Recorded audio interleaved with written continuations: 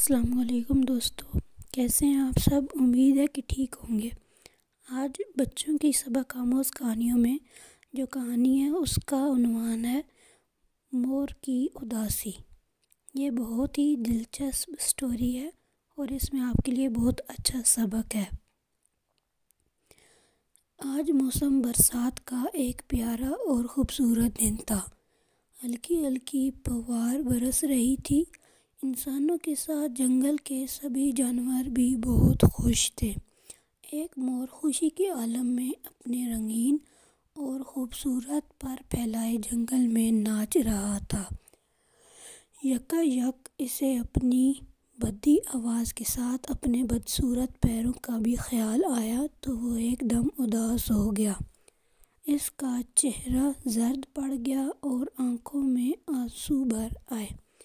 اس کی نظر یکا یک ایک بلبل پر پڑی جو قریبی درخت کی شاخ پر بیٹھا گا رہا تھا۔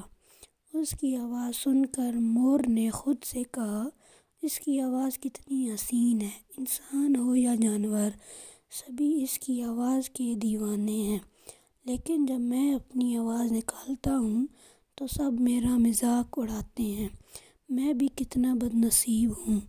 اس لمحے جنگل میں ایک بزرگ نمودار ہوا۔ انہوں نے مور سے کہا، تم اس قدر اداس اور پریشان کیوں لگ رہے ہو؟ مور نے بزرگ کو دیکھا اور سسکیاں لیتے ہوئے کہا، میرا جسم کتنا خوبصورت ہے اور میرے پر تو بہت ہی حسین ہیں، لیکن میرے لیے یہ ساری خوبصورتی بیکار ہے، کیونکہ میری آواز اتنی کرخت اور بھدی ہے کہ جو بھی اسے سنتا ہے وہ خوب ہنستا ہے۔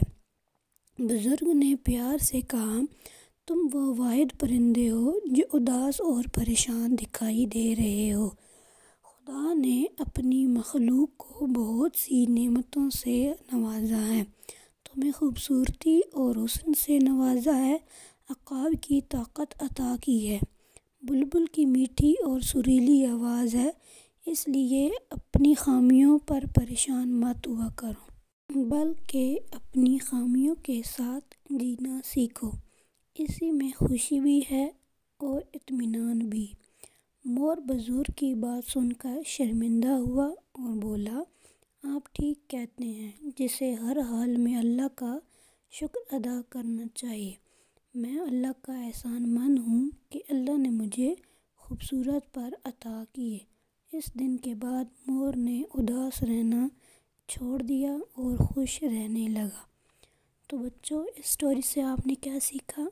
کہ ہمیں ہر وقت اللہ تعالیٰ کا شکر ادا کرنا چاہیے۔ تو ملتے ہیں پھر نیکسٹ سٹوری پر، تب تک کے لیے اللہ حافظ، فی امان اللہ۔